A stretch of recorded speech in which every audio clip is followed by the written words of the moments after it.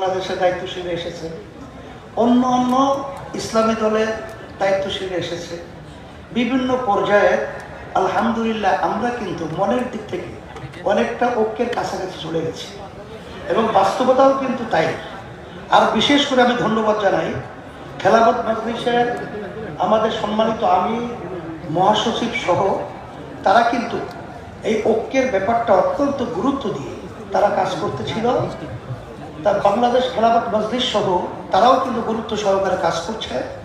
জমিয়ত উলামা ইসলাম সহ আমরা দুই আলহামদুলিল্লাহ অনেকটাই পরামর্শ ভিত্তিক অনেকটাই কিন্তু আমরা কাছাকাছি চলে এসেছি। আমরা দোয়া করি, দোয়া চাই আমরা যেন সবাই একত্রিত হয়ে ইসলামের পক্ষে আমরা যেন একটা আওয়াজ তুলতে পারি এবং আশা করি আল্লাহ আমাদের পারবো ইনশাআল্লাহ।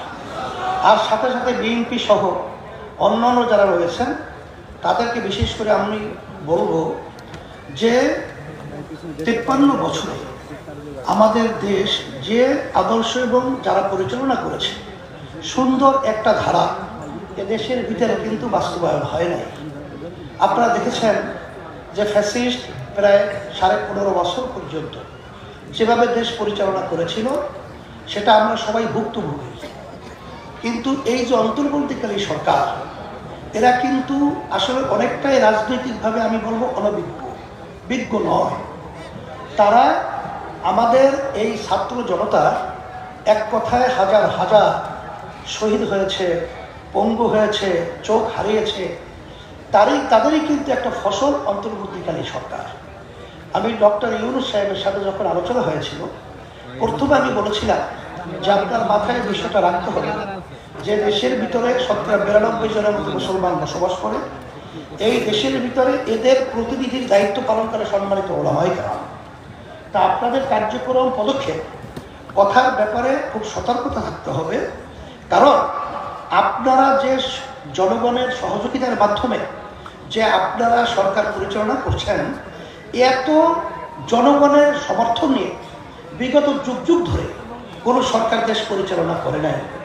কিন্তু তাদের কিছু কার্যক্রম প্রশ্নবিদ্ধ, যেমন ছাত্র বৈষম্য বিরোধী আন্দোলনে যারা নাকি রাস্তায় নেমেছিল এবং জনগণ তাদের সাথে একাত্মতা প্রকাশ করেছিল, সেখানে আপনার এই যে ফারুকী সহ কিছু উপদেষ্টা এদেরকে নেওয়ার ব্যাপারে জনগণের কিন্তু সম্পূর্ণ ভিন্নতা মত থাকার পরেও আপনারা কিন্তু বিতর্কিত উপদেষ্টা নিয়েছেন। এটা কিন্তু অত্যন্ত দুঃখজনক।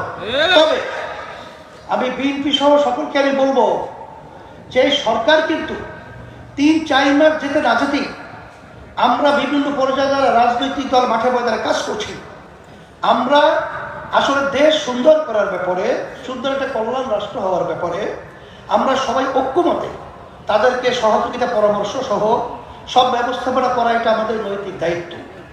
কিন্তু আমরা কিন্তু অনেকাংশে একটু তাড়াহুড়া করার কারণে ফ্যাসিস্ট কিন্তু আমাদের দেশে অরাজকতা বাজাবার একটা সুযোগ তৈরি হয়েছে।